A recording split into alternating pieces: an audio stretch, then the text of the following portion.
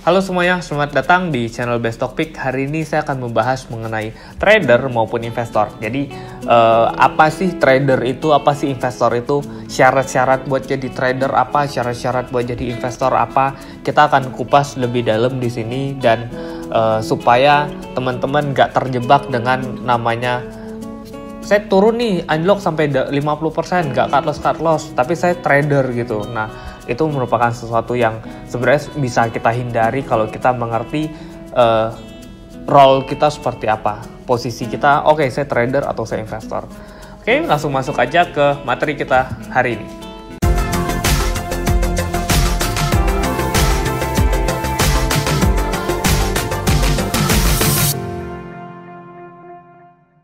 Nah, perbedaan antara trader maupun investor itu ada, saya bilang, dari 3 sisi.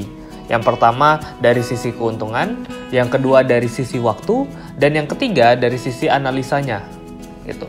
Nah, dari sisi keuntungan seperti apa? Gini, ketika kita mengerti berinvestasi di saham itu terdapat 2 jenis keuntungan. Yang pertama capital gain, yang kedua dari dividen. Nah, capital gain itu maksudnya ketika kita beli di harga bawah, lalu kita jual di harga atas, kita untung di situ. Lalu yang kedua, yang dividen itu pembagian keuntungan dari suatu perusahaan. Gitu. Jadi ketika perusahaan itu untung dalam 1 tahun berapa, itu akan dibagikan kepada pemegang sahamnya. Nah, itu dividen. Gitu. Trader itu biasanya lebih menitik beratkan kepada capital gain-nya. Beli di berapa, jual di berapa. Jadi antara pembelian dan penjualan itu lebih ke sana trader itu. Sedangkan untuk investor itu lebih melihat perusahaan ini bagi dividen nggak ya, dividennya besar nggak ya, kemungkinan dalam jangka waktu 10 tahun ke depan dividennya seperti apa, apakah bisa lebih besar atau malah turun atau seperti apa. Jadi itu dari sisi keuntungan. Yang kedua dari sisi waktu. Nah, biasanya trader itu punya jangka waktu yang lebih pendek daripada investor. Let's say trader ada yang harian, jadi jual beli dalam 1 hari, ada yang trader dalam waktu mingguan, bulanan gitu. Tapi kalau bicara tentang investor, ada kemungkinan justru kita membeli, bahkan kita nggak perlu menjual lagi saham-sahamnya. Kita tahan aja terus selama kinerja perusahaannya bagus dan membagikan dividennya cukup baik dan cukup besar, ya kita nggak ada salahnya untuk menahan perusahaan itu gitu. Ada juga yang beberapa case seperti satu orang dia beli di harga 1.000, lalu sekarang dividennya aja sebesar Rp1.000. Jadi ya sebesar yang udah dibeli di awal. Jadi ketika pembelian awal, saya beli awalnya 100 juta, sekarang tiap tahun saya dapat dividen sebesar 100 juta. Itu ada case-case seperti itu. Dan terbukti orang-orang investor memang mendapatkan keuntungan dari dividen. Seperti Pak Loh Keng Hong juga 1 tahun dividennya sekitar 250 miliar gitu di tahun 2018 kemarin. Ya, itu merupakan perbedaan dari sisi waktu antara trader maupun investor. Nah, yang ketiga, dari sisi analisa. Trader itu lebih menitik beratkan kepada analisa teknikal gitu. Support, resistance, MACD, trend, bullish, bearish, itu semua dipelajari cukup dalam untuk di trader.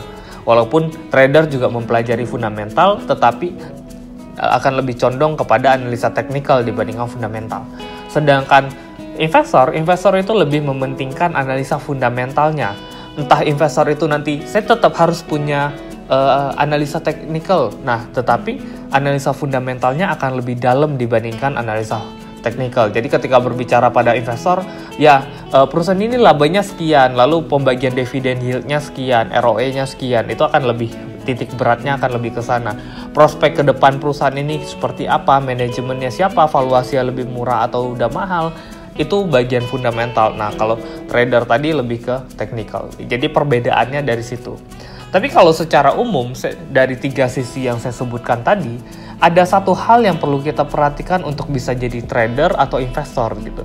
Karena kalau 3 sisi tadi ya semua orang bisa milih, saya mau jadi trader, saya mau jadi investor. Tapi ada satu hal yang terkadang orang-orang itu lupa dari sisi manajemen keuangan. Bagaimana cara mereka menyikapi uangnya mereka untuk digunakan di pasar modal. Contohnya seperti apa? Ini. Untuk jadi trader, Anda harus memiliki tadi dasar analisa teknikal. Nah, teknikal itu ada support, ada resistance. Jadi yang namanya trader, Anda harus berani melakukan cut loss. Mau tidak mau, jangan sampai saya mau beli saham A, lalu harga saham A turun, anjlok, lalu tiba-tiba orangnya bilang, udah saya invest aja gitu. Padahal sebenarnya ya secara analisa awalnya bukan analisa fundamental tapi analisa teknikal. Terus tiba-tiba mau berubah jadi saya invest aja karena harga sahamnya yang turun, bukan karena dari posisi awalnya oke, saya beli saham ini untuk invest. Berbeda gitu. Nah, begitu juga sebaliknya. Ada yang investor, ada yang bilang saya mau jadi investor.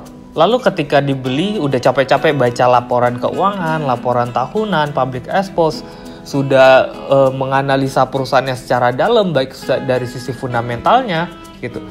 Dan ternyata perusahaannya memang bagus, lalu beli nih harga sahamnya. Nah, ketika harga sahamnya naik 3%, udah buru-buru dijual. Gitu, balik lagi, kok tiba-tiba jadi trader, Pak, gitu. Iya, takutnya nanti turun. Padahal sebenarnya analisanya fundamental tapi perlakuannya seperti trader gitu. Jadi banyak sekali orang-orang lupa antara role mereka sebenarnya. Saya tuh maunya trader, saya tuh maunya investor gitu. Nah, ini yang harus dipegang teguh gitu untuk supaya bisa menghasilkan profit di pasar modal. Investor ya Anda lihat ke kinerja, jangan lihat grafik 1-2 hari lagi naik atau lagi turun.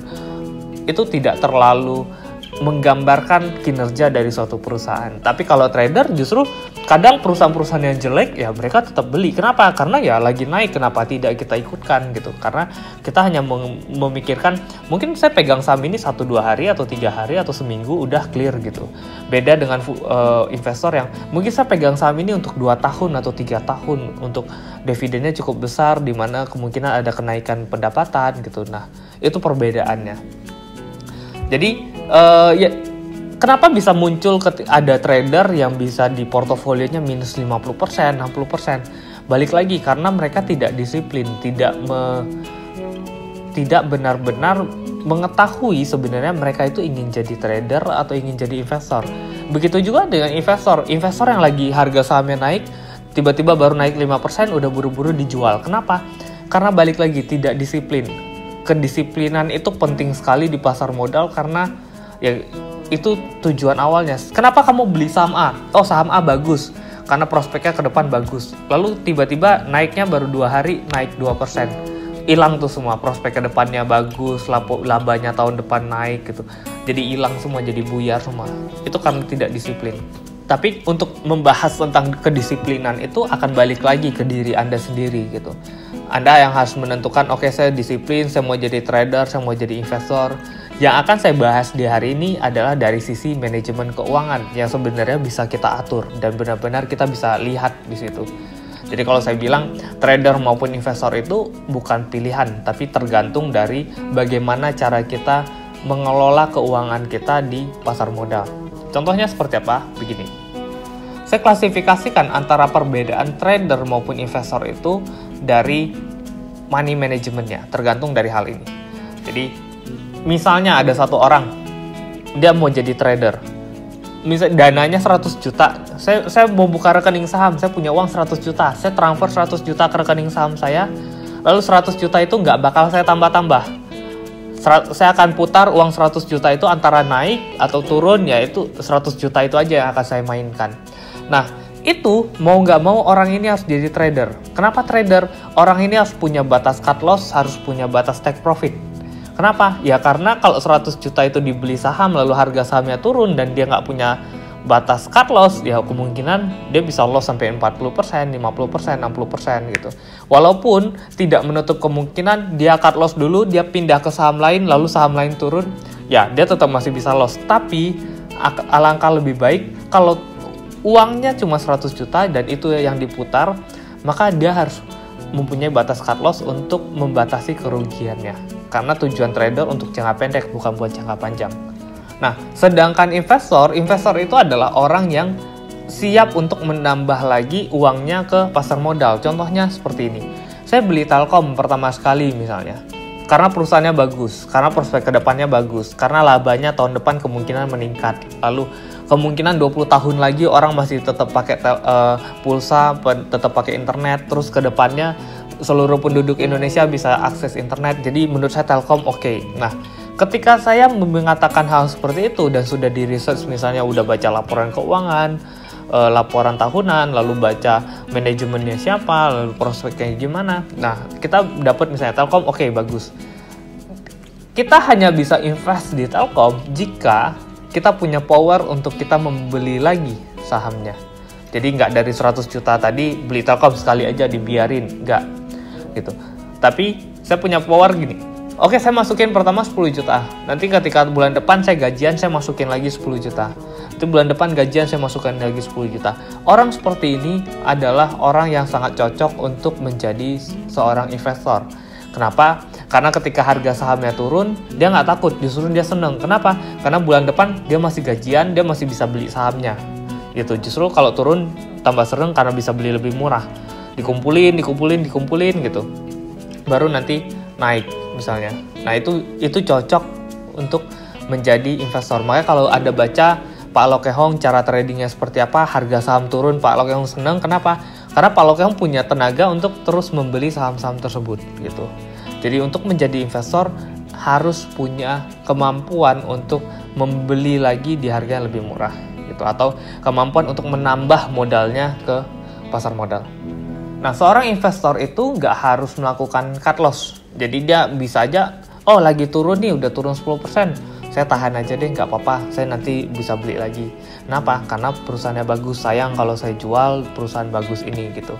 Tapi dasar untuk masuk pertamanya harus benar dulu, fundamentalnya harus dipastikan kalau fundamentalnya udah cukup murah dan manajemennya bagus dan prospeknya bagus. Jadi analisa fundamentalnya udah cukup bagus, maka beli. Jadi kita bisa menghitung tuh, oh perusahaan ini sudah under value gitu. Tetapi tidak ada 100% ketika suatu perusahaan itu sudah under value, kita beli, perusahaannya langsung naik banyak. Enggak 100% seperti itu. Bursa tidak bekerja dengan cara seperti itu. Jadi ketika kita sudah analisa secara fundamental, oke, perusahaan ini sudah under value, kita masuk nih, kita mulai beli.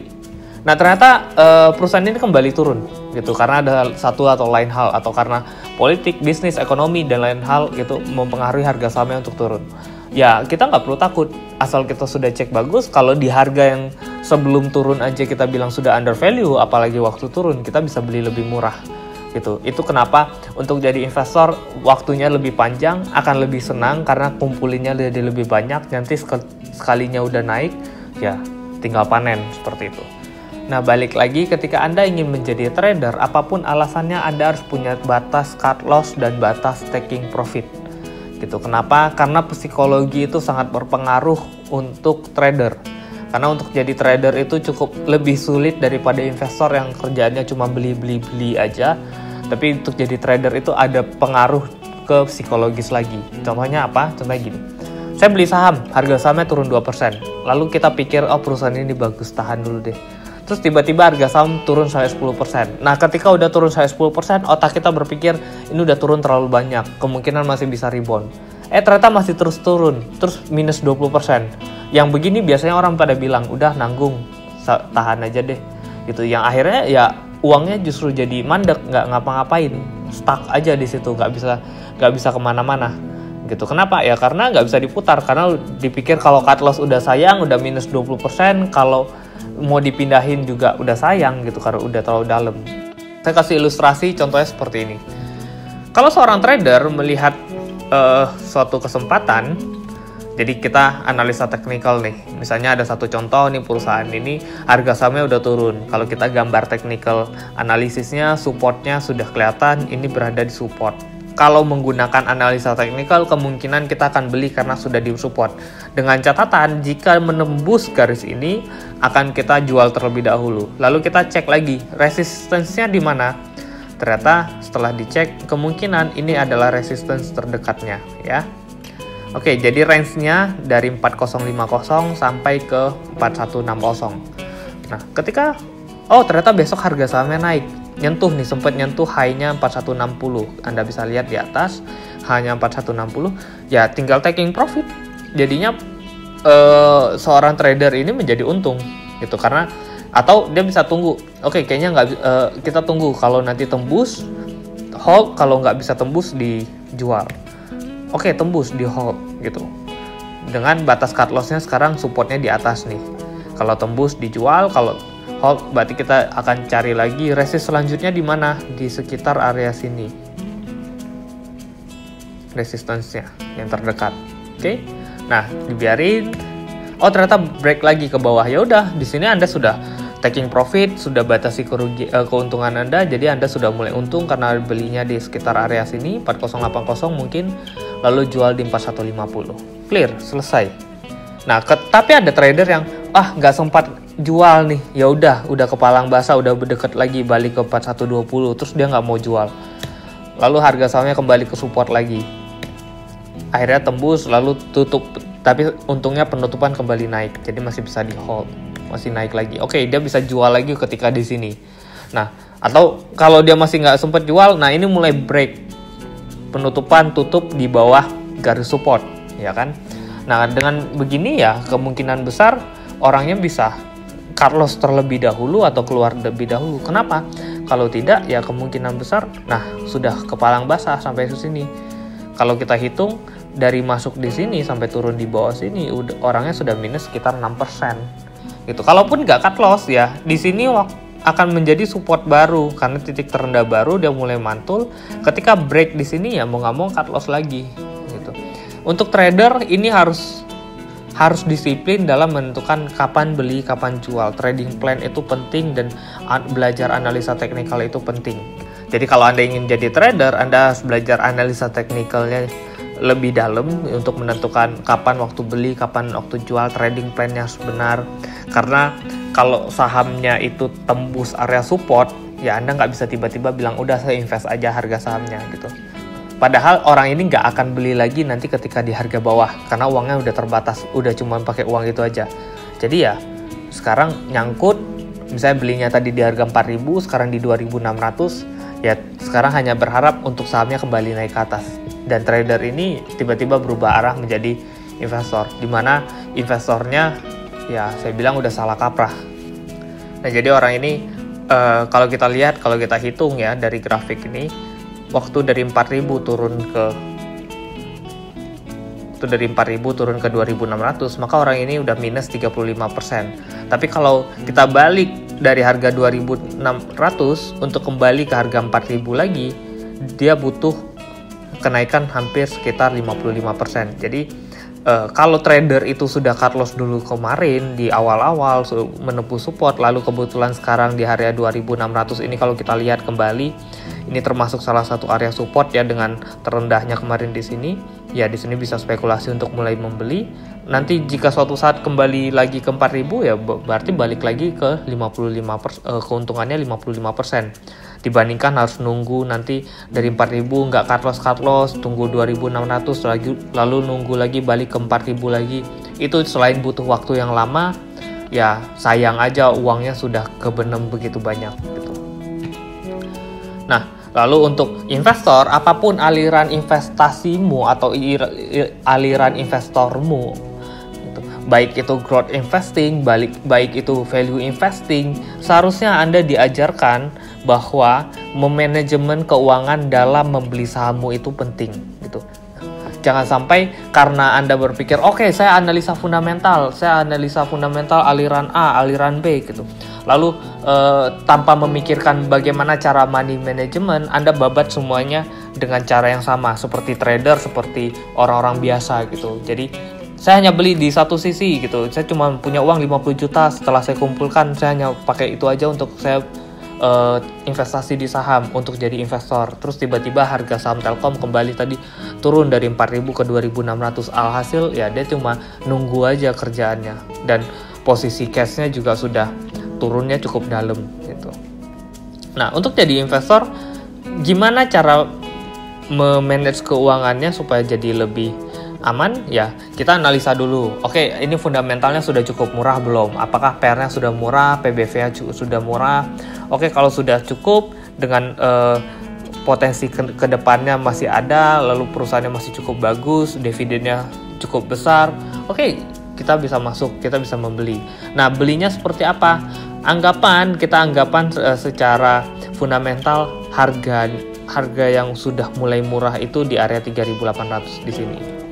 Ya, jadi pertama sekali masuk kan kita nggak tahu nih harga Telkom bisa turun sedalam sekarang ini, dan karena kita melihat dari prospek, kita nggak, biasanya analis fundamental itu agak sedikit saklek, nggak mau mikirin technical, nggak mau mikirin yang lain, taunya cuma pair, PBV, lalu prospek ke depan, lalu manajemen, lalu growth-nya seperti apa gitu, cash-nya seperti apa gitu, tanpa melihat ke technical.